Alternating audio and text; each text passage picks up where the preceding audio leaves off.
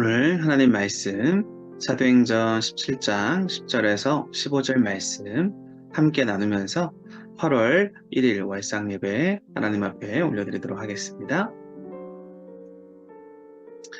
밤에 형제들이 곧 바울과 실라를 베레아로 보내니 그들이 이르러 유대인의 회당에 들어가니라. 베레아에 있는 사람들은 데살로니가에 있는 사람들보다 더 너그러워서 간절한 마음으로 말씀을 받고 이것이 그러한가 하여 날마다 성경을 상고하므로 그 중에 믿는 사람이 많고 또 헬라의 귀부인과 남자가 적지 아니하나 데살로니가에 있는 유대인들은 바울이 하나님의 말씀을 베레아에서도 전하는 줄을 알고 거기도 가서 무리를 움직여 소동하게 하거늘 형제들이 곧 바울을 내보내어 바다까지 가게 하되 실라와 디모데는 아직 거기 머물더라. 바울을 인도하는 사람들이 그를 데리고 아덴까지 이르러 그에게서 실라와 디모데를 자기에게로 속히 오게 하라는 명령을 받고 떠나니라. 아멘. 자, 오늘은 우리가 말씀을 대하는 태도에 대해서 함께 살펴보고자 합니다. 바울과 실라가 복음을 많은 사람들에게 전했습니다. 그런데 이 복음을 듣는 사람들의 반응이 여러 가지가 있죠. 그 중에 이 복음에 대해서 예수 그리스도의 도에 대해서 들었던 유대인들은 이 바울과 실라 그리고 복음을 증거하는 사람들을 계속적으로 잡고 또 그들을 위협하고 그러한 도를 전하지 말라라고 계속적으로 공격합니다. 많은 헬라인 구도자들은 그 예수 그리스도의 복음에 대해서는 그들이 그 복음에 감동이 되어서 받아들이게 되어지고 변화되어진 삶을 살아가게 됩니다. 특히 오늘 말씀에 등장하게 되는 베레아라는 성도들의 그 말씀을 대하는 태도와 그 반응을 보면 우리 모든 그리스도인들에게 엄청난 도전이 되는 걸 볼 수 있습니다. 그렇다면 오늘 베레아 성도처럼 우리는 말씀을 어떻게 대해야 되는가? 오늘 그것을 함께 여러분들과 살펴볼 수 있기를 바랍니다. 자, 하나님은 말씀으로 이 세상을 창조하셨죠. 그리고 한 사람을 구원할 때도 말씀을 사용하십니다.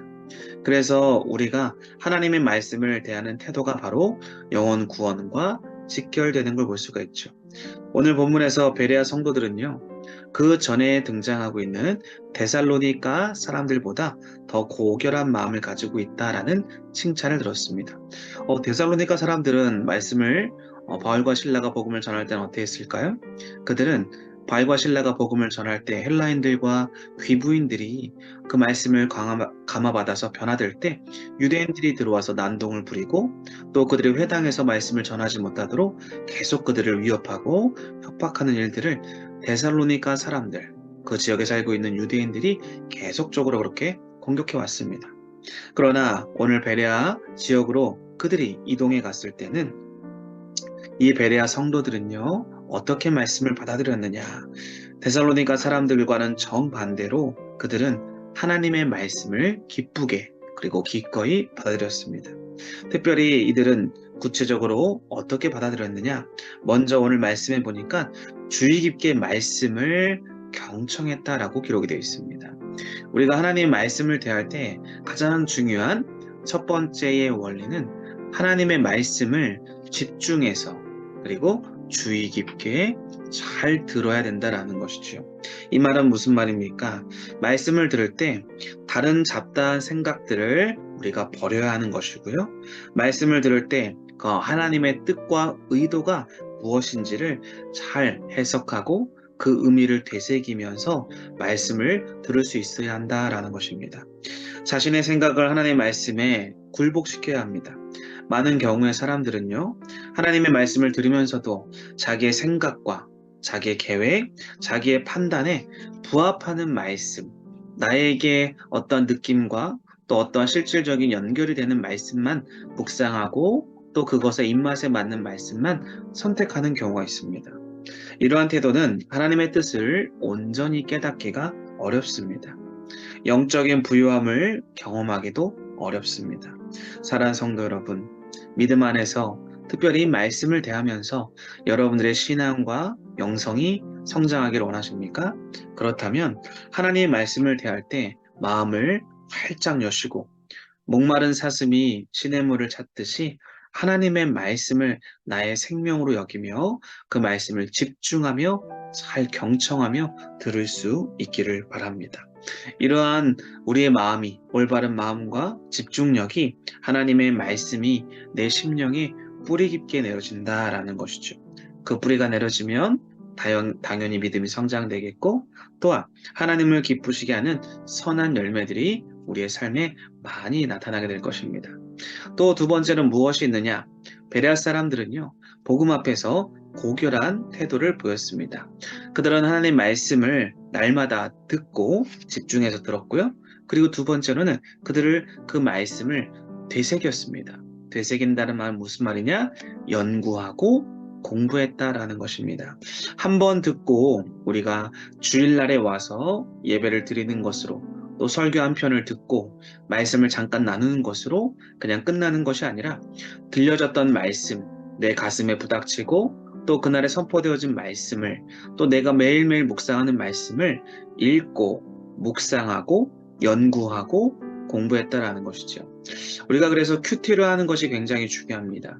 큐티에 굉장히 중요한 원리가 또 가장 중요한 건 관찰, 해석, 느낌, 적용이죠.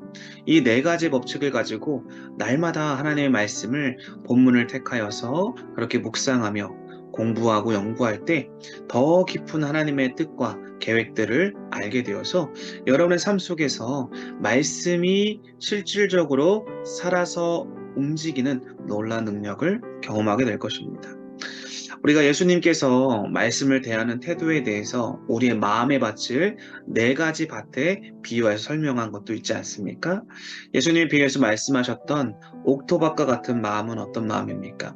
그 옥토밭과 같은 마음은 하나님의 말씀을 듣고 마음에 간직하고 그 말씀을 날마다 연구하고 공부하여서 그것이 나의 실생활에 잘 적용될 수 있도록 행하는 것입니다.